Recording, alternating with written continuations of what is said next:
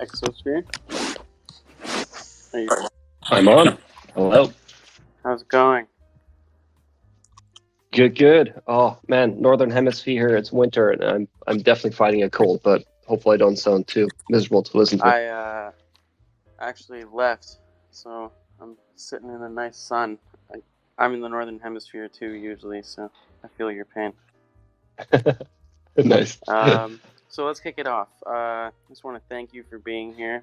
Love your project. You guys are doing some really cool things. So, just for anyone new that might be listening, what can you tell me about L2DAO and what you guys aim to accomplish?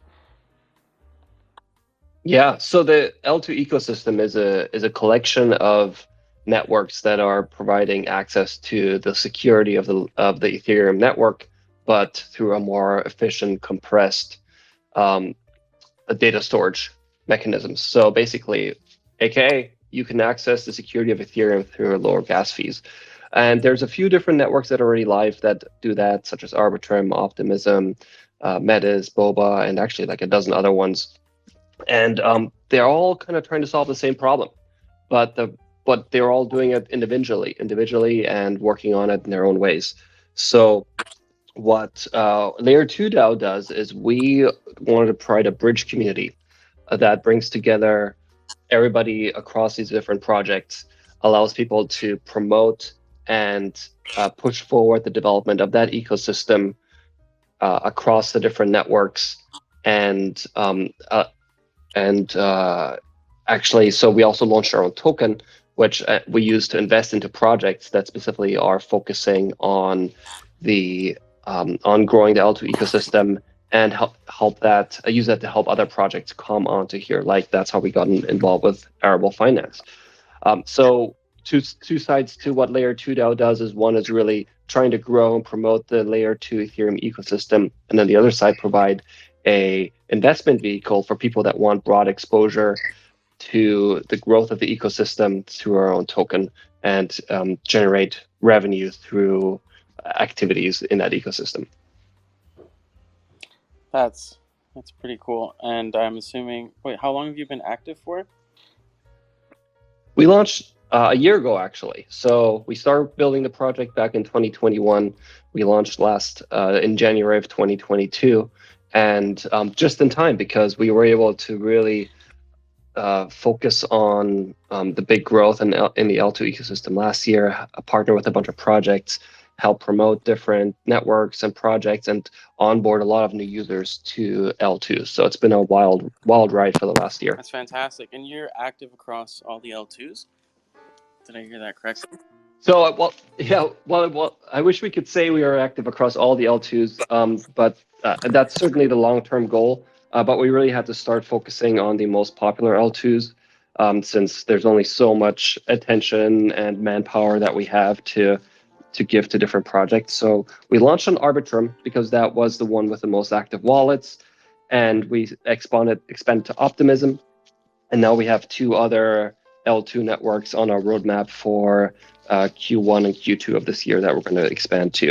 And when we say expand to, it's really an opportunity for people that are part of our community, part of the DAO, to come along for the ride and learn new protocols and different networks. We give people opportunities typically to participate in different partnerships, be it through liquidity mining or generating new NFTs for free or discounted, new partnerships. So, if you're L2 curious and you want to see what other L2s have to offer, or L2 networks in general, just being part of our community is a great way to be guided along that process. Yeah, actually, you have a fantastic community. I've enjoyed how active they are. Even, after our partnership, just noticing the support that they have for other projects showing up has been quite nice to see. Yeah, we try to be a really positive add to the overall community, meaning we look at it as a rising tide lifts all ships approach. So we want all projects to succeed, all networks to succeed. We don't pick winners. We do have to pick a focus, but we really do want to help the overall ecosystem and all projects to be successful. I love that approach, and strategically, that does make sense. So I guess my next question would be, why do you see the growth of L2s as being so important to crypto, and why would you urge other projects to launch on an L2 as well? Yeah, I mean, if we think back to the basics of crypto and why we're here, it's because of the idea of decentralization. It's the idea of we can have a data storage, a financial network that is owned by nobody, that no central bank, no financial institution, no Amazon, no Facebook, no Google can control. And so it comes back to decentralization. And the true fact is that after Bitcoin, Ethereum is the most decentralized network. So we do see there's a lot of different use cases for different blockchain networks. But when it comes to having the rails of the global financial system, we believe max decentralization is a requirement. So we see Ethereum as the best home for the global financial network. And the reason L2s are important to that is because Ethereum is always going to be a fairly limited network as far as throughput goes. And we saw last year that a lot of people were getting priced out of, a lot of retail users were getting priced out of interacting on Ethereum. Not everybody can afford $50, $100, $200 gas fees to do a transaction. I personally had no interest in transacting on Ethereum anymore just because it was too expensive. But nonetheless, the decentralization is so important if we want to move the world's financial system onto a blockchain. And so that's where L2s come in, because L2s significantly increase the throughput by using different methods of compression that put more transactions into the block space on Ethereum. Now, it comes with a little bit of centralization. So the L2 networks do centralize the transactions until they are stored into an Ethereum block. The way I look at it is the L2s are going to be mostly serving retail customers or specific special needs, single needs, like what DYDX is doing. But the whales and the banks are going to be the last ones left, basically doing transactions on Ethereum, and they're going to pay hundreds of dollars, and that's fine if you're trying to do a $100 million transaction. Then paying a few $100s in gas or a few $1,000s in gas is fine. But L2s allow the rest of the world to still get access to that security and that decentralization of Ethereum at reasonable gas costs. And so what we saw the last few years is the rise of a bunch of alternative L1s, and they have filled a specific need, which was retail customers just can't afford to transact on Ethereum, and those alternative L1s come with different levels of decentralization. You have things like BSC chain, which is basically a privately controlled blockchain. Polygon, a sidechain to Ethereum, but also very, very centralized. Those are very low cost networks that come with a fair amount of centralization, where the company that quote unquote runs the blockchain can shut it down any moment's notice. Nobody can shut down Ethereum. Nobody can shut down Bitcoin, because those are properly decentralized networks, and that's what we need to build the trust for the world to get rid of banks or replace the bank-centric financial system with a blockchain system. And so that's, again, a reason why L2s are so important, because they open up these low-cost, low-gas transactions that people have been otherwise going to alternative L1s for. Yeah, it really paints a clear picture. And a bit of a sidetrack here, but I was wondering your opinion on regulation and decentralization, and if they can coexist. Wow, that's a loaded question. So the push for regulation that we're seeing, particularly in the United States, I think primarily is focused on centralized players in the space. So these are exchanges, these are pseudo banks, the FTXs and BlockFis of the world that are that provide custodial access to the decentralized world. They're really first and foremost filling a void of a lack of user experience, and the fact that it's just really hard for somebody who's non-technical to be comfortable interacting directly with a blockchain. And that's where these pseudo DeFi companies, TradFi companies come in, that they'll hold your tokens for you. They'll make it as easy to transact with like any other company that you're used to in the Web2 world and the TradFi world, but it's not really decentralized. And as we saw in 2022, it was a wake-up call for these centralized organizations really are not safe places to hold your tokens, because they are, not your keys, not your keys, not your coins, really rang true in 2022. And so I think we're going to see more and more centralization, more government regulation on these centralized organizations. And I'm not going to put my personal opinion on that if it's good or bad. It's coming. It's coming. What's going to, nobody can regulate a truly decentralized network. That's the beauty of it. China tried to do it in 2021, and you saw people just moved their mining rigs to other parts of the world, and the blocks keep getting produced. There's no stopping truly decentralized blockchain. But what we are going to see is the fiat on-ramps, off-ramps getting more and more regulated, and more consumer protections being in place, but also more restrictions that are going to make it harder for people to get access to the truly decentralized nature of the network. That was a fantastic answer. Thanks for entertaining that. So I guess something that I wanted to cover is kind of how can a project decide which L2 would be best suiting their needs, and what parameters do you think they should be looking at? Yeah, great question. So we've already seen niches show up in different L2 networks. Arbitrum, for example, has become somewhat of the playground for a new wave of DeFi projects. Optimism has established itself early as the home for the NFT growth on L2s, even though we've had some setbacks there recently. That is really where the NFT market really exploded in 2022 as far as L2s go.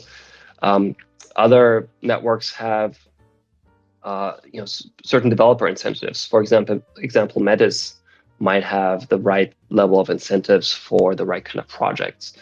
So it's really a matter of familiarizing yourself with the existing projects on that L2 network, because there's definitely the opportunity for network effects. So like with the NFT ecosystem on Optimism, once there's enough NFT projects on that ecosystem, then there's going to be enough trading volume, then there's going to be a good level of a good supply of NFT trading platforms, and it all just builds on each other. So making sure that there's similar projects that are symbiotic to your project is going to be very important. So understand what exists in each specific network's ecosystem, what the other projects are, and also what the project, the network itself is offering for your project. For example, Optimism, they launched their own token in 2022, and we're really on the forefront of decentralizing their network. And they started that by creating a governance structure around how they hand out token grants to other projects. We were fortunate to receive a big token grant from Optimism in the very first phase of their handouts. And so a project can apply for a token grant that they can use towards incentivizing users to move to Optimism, or providing liquidity incentives. So definitely look at what the ecosystem incentives are that each network is offering, because that can be a big help when launching on an L2.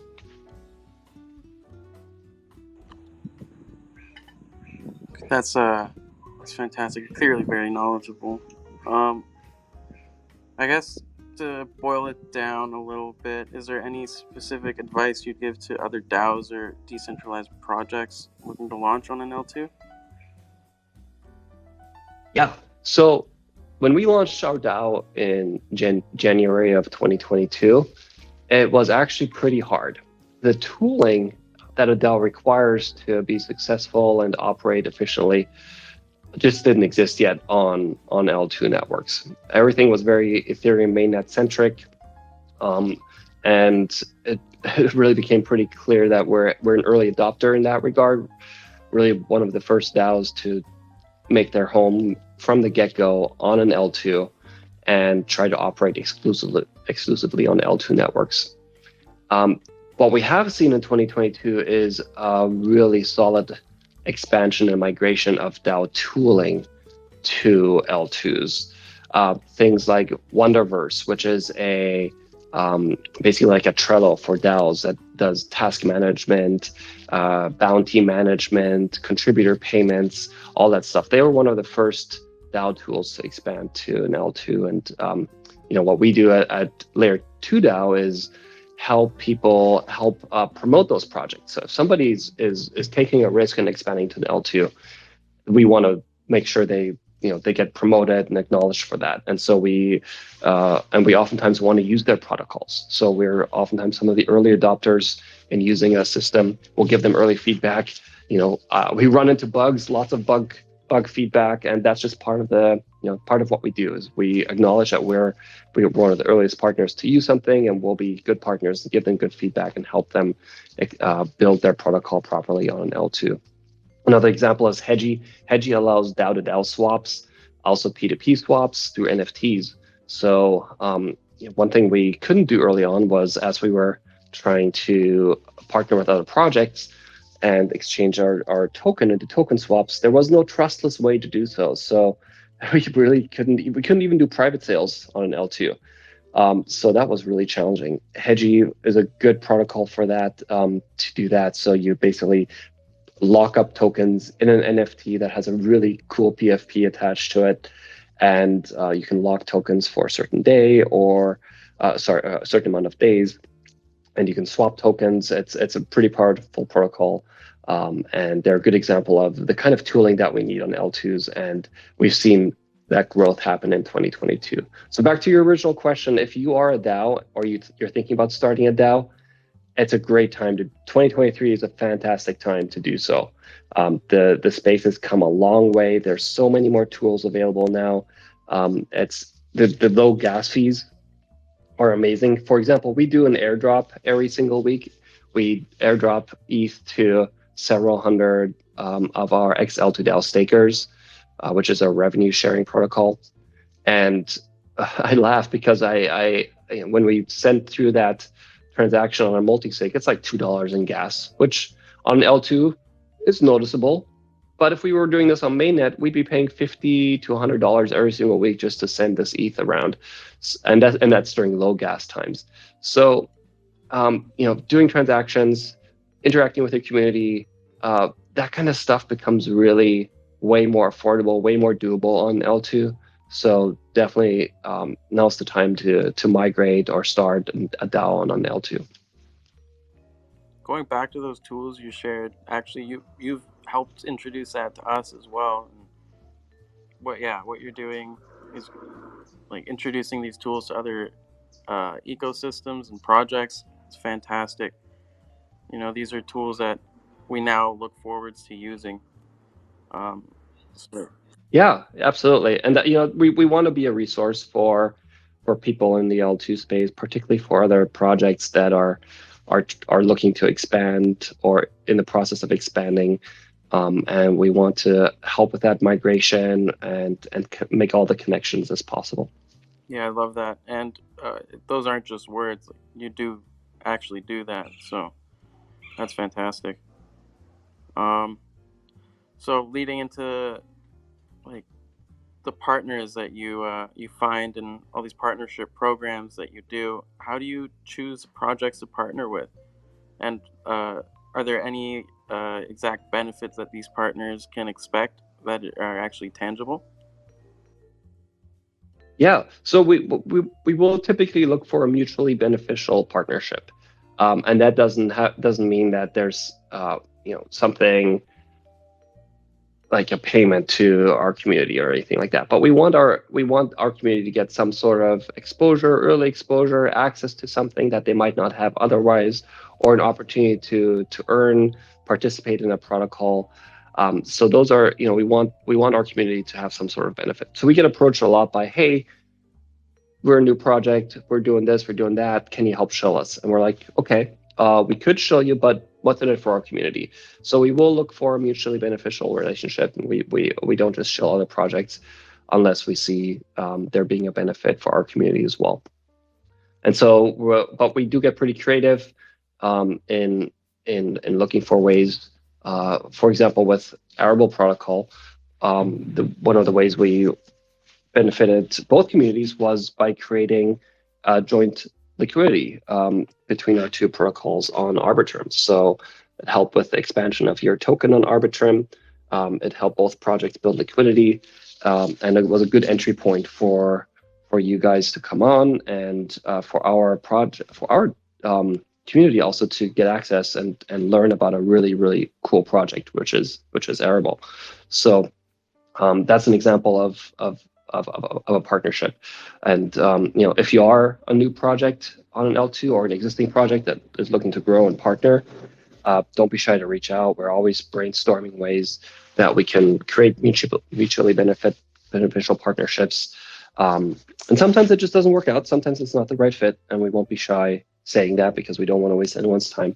But other times, if we see an opportunity, we jump right on it, and we'll keep working on things. Love that. And I think at the beginning, your team even said to hold off for a bit because it wasn't the right time, but we were eventually able to get it done. So you're definitely not shy in saying what's right for the partnership. Yeah, I think one thing to keep in mind too is we're in it for the long haul. We know that this is going to be a 5+ year process of, particularly now that we're in a bear market.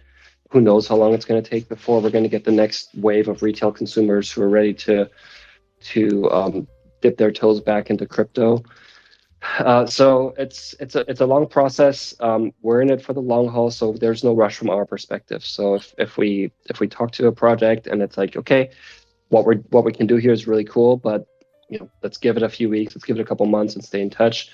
We're not shy with that because we're going to be here in the future. Yeah, and it helps everyone. You're not wasting anyone's time. It's a great way to operate. Your values are clear, and they're strong. So I guess, as we all know, it's been a hard year for everyone in the market. To reflect a bit, what were some challenges you faced last year, and in the future, how do you plan to overcome them and grow this year?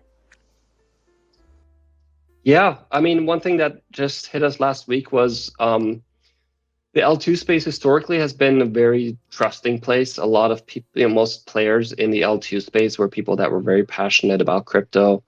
And fortunately, we've had very few bad actors in this space. Last week, we and a few other projects that partnered with a new launching project that launched on Arbitrum that turned out to be a fraudulent project. And some of our community members lost some funds, we lost some funds, and that was a big wake-up call. So the frauds and the scams have come to L2s, and so that forces us to slow down a little bit when we do partner with projects, and figure out, okay, now we have to operate a little more like the rest of crypto, where we have to be more vigilant and can't be quite as trusting. So that's going to be new for us in 2023. I mean, a lot of people lost a lot of money in 2022. It's been a really hard year in that regard. But we're builders. While we don't write code ourselves, we partner with a lot of projects and help a lot of projects that are building really cool stuff like Arable Finance. And so that's going to continue to be our focus in 2023 is continue to build the relationships, continue to build investments in other projects, and 2, 3, 4 years down the road, we really want to be one of the biggest, if not the biggest, investment DAO in crypto. And so that's what we're going to keep building towards. All right, I think we lost our host. Well, that makes me the host by default. That's great, but we are at time, 30 minutes in. So I think we're actually at the end of our Q&A. So thanks for listening in, everybody. I see a few of our community members in the group. Awesome Vision, Funny Money, Rect, God's Favor, Francisca. So many familiar faces here. Awesome to have you guys in. Thanks for listening in. Hope you all learned something new about Layer2DAO and L2s, and we hope to see you all in the L2 space. So thanks for listening in, everyone. Have a good one.